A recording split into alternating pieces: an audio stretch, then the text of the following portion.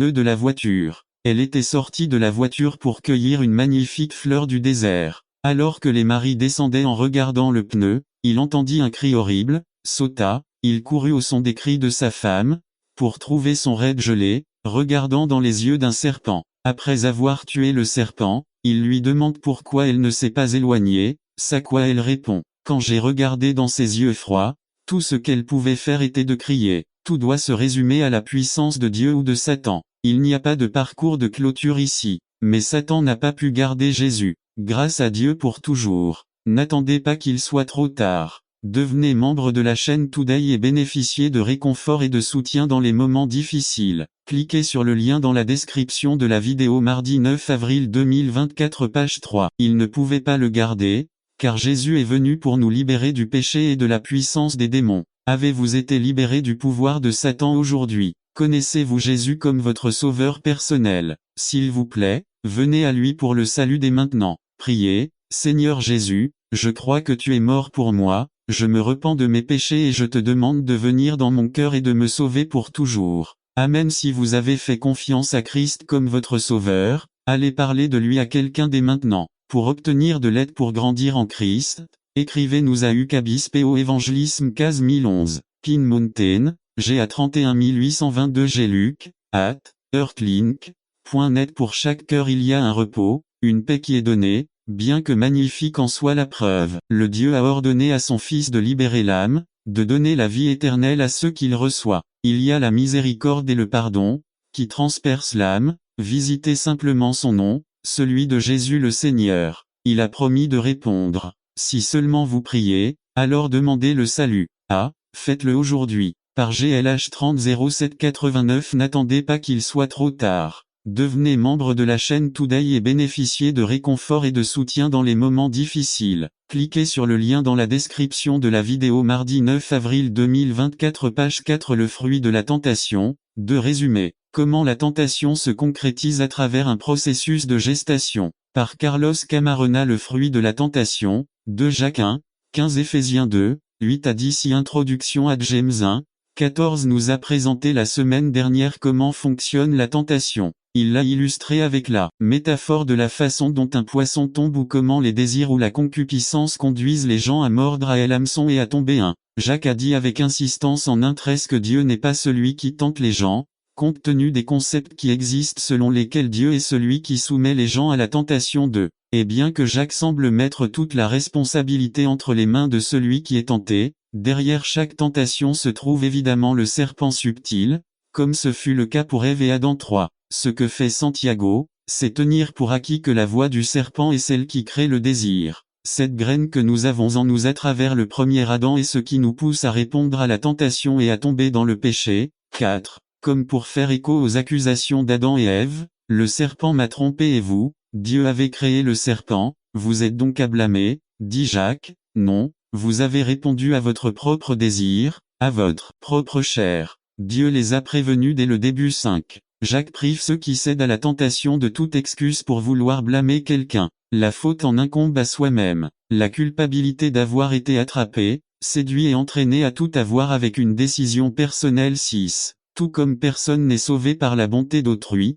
mais par sa propre décision d'accepter Jésus. De même, personne n'est perdu à cause du mal d'autrui. C'est une affaire personnelle. Dans 1, 15, Jacques change la métaphore. Les progrès de la tentation, ou les étapes de la tentation, sont illustrés graphiquement par des images de l'anatomie, les organes de la reproduction humaine. La grossesse est le fruit de la tentation. 1. Alors la passion inférieure, après avoir conçu, enfante péché et le péché, une fois commis, engendre la mort. 2. Il est possible que 1.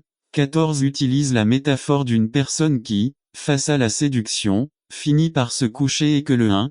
15 peint le résultat final de cette relation, la grossesse, la période de gestation, les 9 mois et la naissance éventuelle d'un enfant. 1. Mais Santiago ne s'arrête pas là. Après la naissance vient la maturité de ce péché, le fruit de ce péché qui viendra hanter la vie de celui qui a cédé à la tentation. N'attendez pas qu'il soit trop tard. Devenez membre de la chaîne Today et bénéficiez de réconfort et de soutien dans les moments difficiles. Cliquez sur le lien dans la description de la vidéo. Mardi 9 avril 2024 page 1 Il est possible que Santiago répète avec des mots ce que dit le commandement le péché du Père. Atteint le Fils ou est répété par le Fils ou la fille B. Il est possible que Jacques dise que lorsque le Père ou la Mère a cédé à la tentation, quelle qu'elle soit, un péché qui le conduit finalement à l'abandon de Dieu. La tentation n'a pas seulement donné naissance au péché lui-même, mais que ce péché engendre à nouveau ou tombe enceinte dans la génération suivante. Il est possible que Jacques dise qu'en cédant à la tentation et en acceptant le péché comme mode de vie, le péché ne peut qu'engendrer plus de péché, plus de souffrance et viendra vous hanter pour le reste de votre vie. Santiago insiste sur le fait que ce cycle doit cesser. Ce n'est pas parce que mon père ou ma mère l'a fait que je dois le faire aussi. 3. Si vous êtes croyant, dit Jacques, le fruit de la tentation ou du péché doit cesser avec votre décision. 2. Surmonter la tentation. Le tableau que dresse Santiago est très sombre. Mais l'attention de Jacques n'est pas portée sur cette boîte noire, mais sur Dieu. Jacques veut préciser que Dieu ne doit être blâmé pour aucune de nos décisions. 1. Dieu n'initie pas ces tentations qui aboutissent à de dures épreuves. Et bien que le diable soit derrière chaque tentation, Jacques ne blâme pas le diable, car les croyants à qui il écrit auraient dû jouir de la bénédiction d'avoir connu le Christ qui donne la force de ne pas vaincre la tentation. 2. Jacques rejette toute idée qui blâme Dieu, les étoiles ou même le diable pour nos actions. Il termine cette section avec un argument positif lorsqu'il s'agit de vaincre la tentation. 3. Jacques vient de préciser que ce n'est pas Dieu qui provoque la tentation, puisque Dieu ne commande que de bonnes choses. 17. Tout don bon et tout don parfait vient d'en haut, du Père des Lumières chez qui il n'y a ni variation ni ombre de changement. 4. Dieu ne change pas comme les sables mouvants de la marée contrôlés par les ombres toujours changeantes de la lune. Dieu ne change pas, il est toujours le même. 5. Croire que Dieu change, c'est nier que tout don bon et tout don parfait vient de lui, c'est être trompé ou se tromper ou tomber dans la tentation. 16. B. Il est intéressant de voir comment Jacques se réfère à Dieu comme au Père des Lumières. Évidemment, les croyants de Santiago croyaient aussi que leur vie était sous les forces astrales ou les étoiles. Et puisque Dieu est le créateur des étoiles, alors Dieu est celui qui permet la tentation. 1. En affirmant que Dieu est le Père des Lumières, il voulait dire que si Dieu ne change pas et si Dieu contrôle les lumières et ne donne que de bons cadeaux, les étoiles n'ont rien à voir avec le destin d'une personne. Le destin est dans les décisions que nous prenons. 2. Ne blâmez pas Dieu pour vos épreuves qui résultent de votre soumission à la tentation. Seules les bénédictions viennent de Dieu lorsque la personne se connecte à lui. 3. Tout don bon et tout don parfait. Penser que Dieu commande le mal ou la tentation, c'est le rendre imparfait.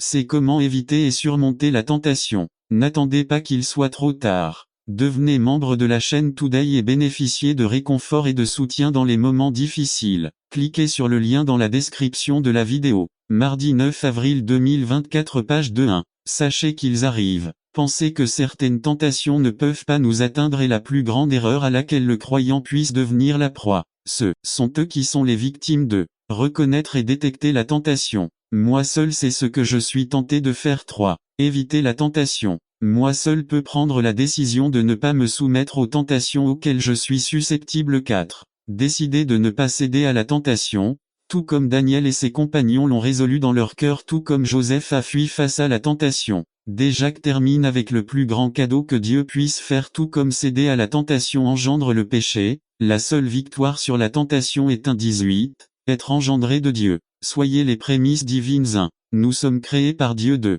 Nous sommes recréés par lui. Il y a la victoire. N'attendez pas qu'il soit trop tard. Devenez membre de la chaîne Today et bénéficiez de réconfort et de soutien dans les moments difficiles. Cliquez sur le lien dans la description de la vidéo. 9 mars, avril 2024 page 3. Le fruit de la tentation. 2. Résumé. Comment la tentation se concrétise à travers un processus de gestation. Par Carlos Camarena. Le fruit de la tentation. 2 Jacques 1, 15 Éphésiens 2, 8 à 10. Introduction à James 1, 14 nous a présenté la semaine dernière comment fonctionne la tentation. Il l'a illustré avec la métaphore de la façon dont un poisson tombe ou comment les désirs ou la concupiscence conduisent les gens à mordre à l'hameçon et à tomber. 1. Jacques a dit avec insistance en 1:13 que Dieu n'est pas celui qui tente les gens, compte tenu des concepts qui existent selon lesquels Dieu est celui qui soumet les gens à la tentation. 2. Et bien que Jacques semble mettre toute la responsabilité entre les mains de celui qui est tenté, derrière chaque tentation se trouve évidemment le serpent subtil,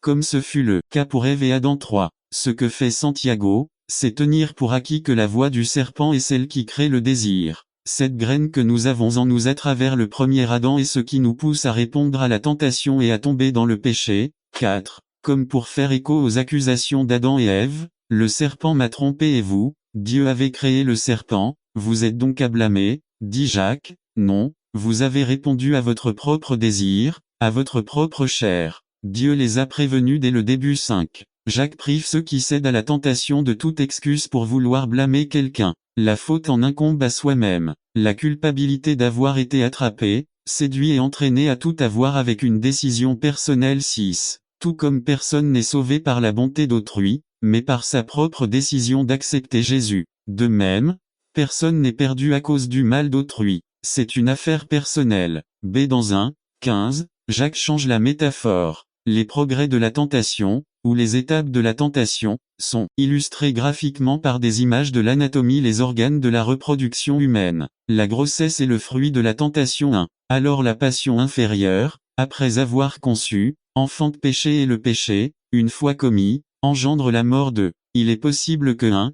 14 utilise la métaphore d'une personne qui, face à la séduction, finit par se coucher et que le 1. 15 peint le résultat final de cette relation, la grossesse, la période de gestation, les 9 mois et la naissance éventuelle d'un enfant. 1. Mais Santiago ne s'arrête pas là. Après la naissance vient la maturité de ce péché, le fruit de ce péché qui viendra hanter la vie de celui qui a cédé à la tentation. N'attendez pas qu'il soit trop tard. Devenez membre de la chaîne Today et bénéficiez de réconfort et de soutien dans les moments difficiles. Cliquez sur le lien dans la description de la vidéo. Mardi 9 avril 2024, page 1. Il est possible que Santiago répète avec des mots ce que dit le commandement: le péché du père atteint le fils ou est répété par le fils ou la fille. B. Il est possible que Jacques dise que lorsque le père ou la mère a cédé à la tentation, quelle qu'elle soit, un péché qui le conduit finalement à l'abandon de Dieu, la tentation n'a pas seulement donné naissance au péché lui-même, mais que ce péché engendre à nouveau ou tombe enceinte dans la génération suivante. C'est il est possible que Jacques dise qu'en cédant à la tentation et en acceptant le péché comme mode de vie, le péché ne peut qu'engendrer plus de péché, plus de souffrance et viendra vous hanter pour le reste de votre vie. 2. Santiago insiste sur le fait que ce cycle doit cesser. Ce n'est pas parce que mon père ou ma mère l'a fait que je dois le faire aussi. 3. Si vous êtes croyant, dit Jacques, le fruit de la tentation ou du péché doit cesser avec votre décision. 2. Surmonter la tentation. Le tableau que dresse Santiago est très sombre. Mais l'attention de Jacques n'est pas portée sur cette boîte noire, mais sur Dieu. Jacques veut préciser que Dieu ne doit être blâmé pour aucune de nos décisions. 1. Dieu n'initie pas ces tentations qui aboutissent à de dures épreuves. Et bien que le diable soit derrière chaque tentation, Jacques ne blâme pas le diable, car les croyants à qui il écrit auraient dû jouir de la bénédiction d'avoir connu le Christ qui donne la force de ne pas vaincre la tentation. 2. Jacques rejette toute idée qui blâme Dieu, les étoiles ou même le diable pour nos actions. Il termine cette section avec un argument positif lorsqu'il s'agit de vaincre la tentation. 3. Jacques vient de préciser que ce n'est pas Dieu qui provoque la tentation, puisque Dieu ne commande que de bonnes choses. 17. Tout don bon et tout don parfait vient d'en haut, du Père des Lumières, chez qui il n'y a ni variation ni ombre de changement. 4. Dieu ne change pas comme les sables mouvants de la marée contrôlés par les ombres toujours changeantes de la lune. Dieu ne change pas, il est toujours le même. 5. Croire que Dieu change, c'est nier que tout don bon et tout don parfait vient de lui, c'est être trompé ou se tromper ou tomber dans la tentation. 16. B. Il est intéressant de voir comment Jacques se réfère à Dieu comme au Père des Lumières. Évidemment, les croyants de Santiago croyaient aussi que leur vie était sous les forces astrales ou les étoiles. Et puisque Dieu est le créateur des étoiles, alors Dieu est celui qui permet la tentation. 1. En affirmant que Dieu est le Père des Lumières, il voulait dire que si Dieu ne change pas et si Dieu contrôle les lumières et ne donne que de bons cadeaux, les étoiles n'ont rien à voir avec le destin d'une personne. Le destin est dans les décisions que nous prenons. 2. Ne blâmez pas Dieu pour vos épreuves qui résultent de votre soumission à la tentation. Seules les bénédictions viennent de Dieu lorsque la personne se connecte à lui. 3. Tout don bon et tout don parfait. Penser que Dieu commande le mal ou la tentation, c'est le rendre imparfait. C'est comment éviter et surmonter la tentation. N'attendez pas qu'il soit trop tard. Devenez membre de la chaîne Today et bénéficiez de réconfort et de soutien dans les moments difficiles. Cliquez sur le lien dans la description de la vidéo. Mardi 9 avril 2024, page 2.1. Sachez qu'ils arrivent. Penser que certaines tentations ne peuvent pas nous atteindre est la plus grande erreur à laquelle le croyant puisse devenir la proie. Ce sont eux qui sont les victimes de Reconnaître et détecter la tentation. Moi seul sais ce que je suis tenté de faire. 3. Éviter la tentation. Moi seul peux prendre la décision de ne pas me soumettre aux tentations auxquelles je suis susceptible. 4. Décider de ne pas céder à la tentation, tout comme Daniel et ses compagnons l'ont résolu dans leur cœur, tout comme Joseph a fui face à la tentation.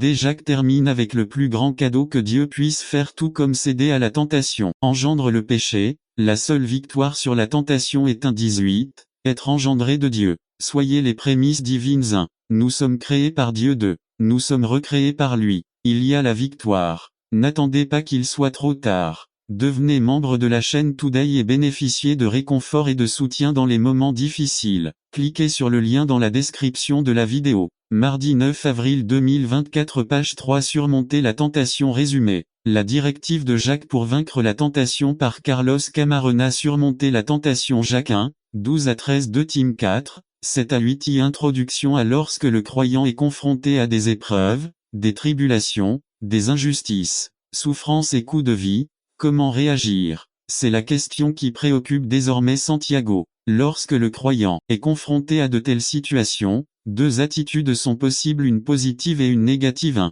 Nous avons vu l'attitude positive dans 1, 2.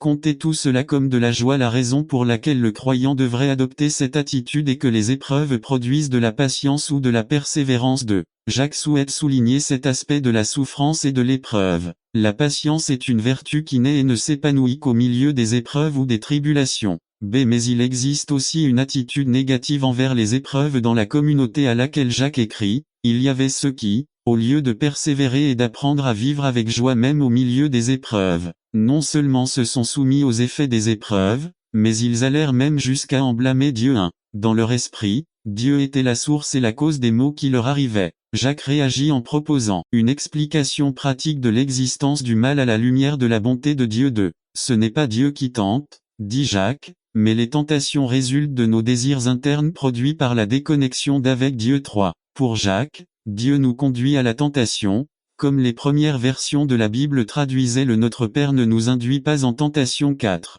Dieu n'est pas à l'origine du mal ou de la tentation. Dieu ne donne que de bons dons. 1. 17. Tout don bon et tout don parfait vient d'en haut et descend du Père des Lumières, chez qui il n'y a ni changement ni ombre de changement. 2. Bénédiction pour persévérer. Le thème de la souffrance continue de préoccuper Jacques dans 1. 12 à 18. Dès le début de l'épître, Jacques élabore une seule pensée: les épreuves que traverse la communauté chrétienne à laquelle il écrit. 1. Il nous a dit que les épreuves et les tribulations se présentent sous toutes les couleurs et saveurs possibles. Santiago ne donne aucun exemple de telle preuve. 2. Tout au long de l'épître, nous voyons des épreuves extérieures: l'oppression économique 2, 6, 5, 4, les disputes entre frères 4, 1 à 2, la maladie 5, 14 et d'autres. N'attendez pas qu'il soit trop tard. Devenez membre de la chaîne Today et bénéficiez de réconfort et de soutien dans les moments difficiles. Cliquez sur le lien dans la description de la vidéo. Mardi 9 avril 2024, page 1. 3. Dans 1, 2 à 11,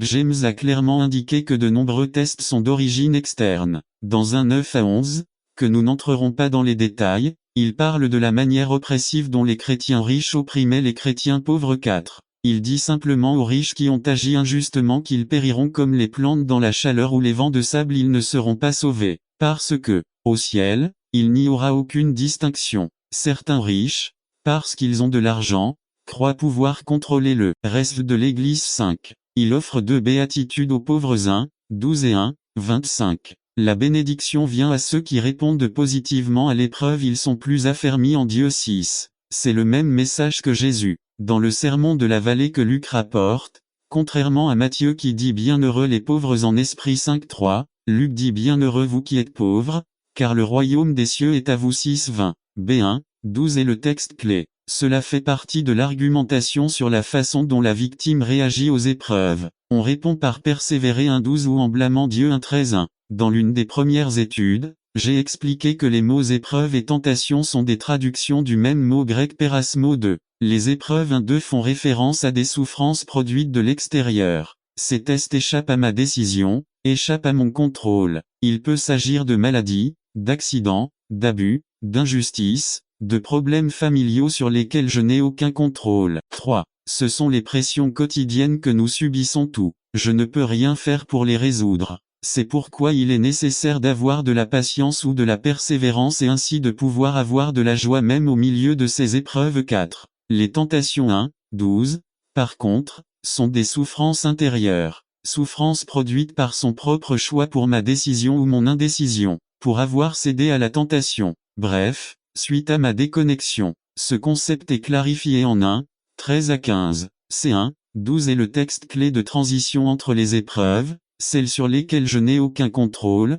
dans lesquelles il faut apprendre à vivre dans le calme et la joie parce que Dieu s'en occupe. Et les tentations 1, 12 introduit la discussion sur les preuves internes, celles produites par la même personne. Le thème est développé en 1, 13 à 18, 2. Dans 1,12, il n'y a aucun élément de compter toute la joie lorsque vous traversez diverses tentations. Comme cela apparaît dans 1,2. Il est impossible qu'il y ait une grande joie dans quelque chose dont je suis la cause, où ma décision, ma procédure, mes actions, mes indécisions apportent l'affliction. 3. Ici, une seule béatitude apparaît, non pour celui qui subit la tentation, mais pour celui qui est capable de les surmonter. 4. L'homme qui endure est le mot original patience. La patience ou la persévérance n'existe pas ici au milieu de la tentation ou épreuve comme le dit la traduction, mais est là pour vaincre la tentation. 5. Encore une fois, la patience ou la persévérance est un élément actif. La patience biblique n'est pas passive.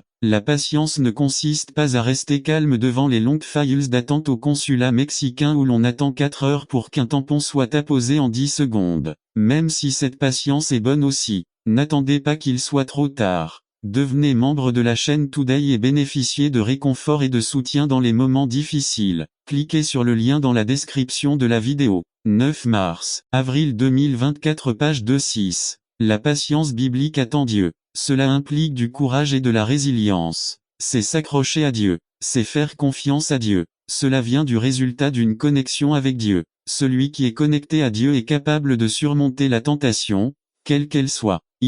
Conclusion à la béatitude de Jacques est prononcée en faveur de celui qui est tenté ou vaincu par la tentation mais en faveur de celui qui persévère activement en Dieu et surmonte la tentation. 1. Ce n'est pas au vaincu, mais au vainqueur, que la couronne de vie est offerte, parce qu'il a démontré qu'il aime Dieu et s'accroche à lui au moment de l'intense lutte de la tentation. 2. La couronne de vie fait évidemment référence à la promesse future du salut pour avoir réalisé une chaîne de victoire sur la tentation. 3. C'est la couronne à laquelle Paul fait référence dans 2 Tim 4, 7 à 8. J'ai combattu le bon combat de la foi. Et le message de Jean dans Apocalypse 2:10. Paul répète, ce que nous souffrons maintenant ne vaut pas la peine d'être comparé à la gloire qui nous sera révélée. Romains 8:18. B. Quelle est votre tentation? Des films nuisibles à votre développement spirituel, des journaux, mauvaises pensées, des pratiques malsaines, des difficultés à exprimer de l'affection à votre conjoint. Qu'est-ce ce qui t'arrive? 1. L'enfant de Dieu, alors qu'il porte la croix du Christ,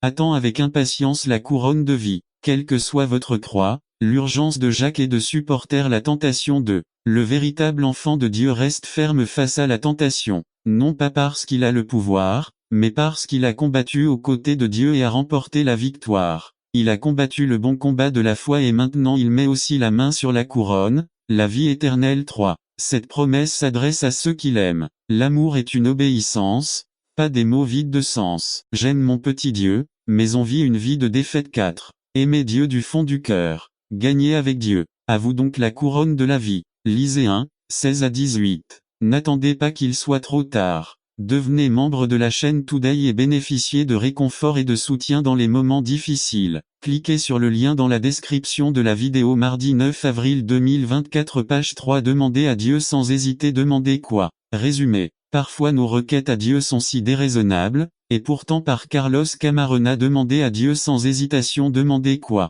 Jacques 1, 6 à 12. Matthieu 21,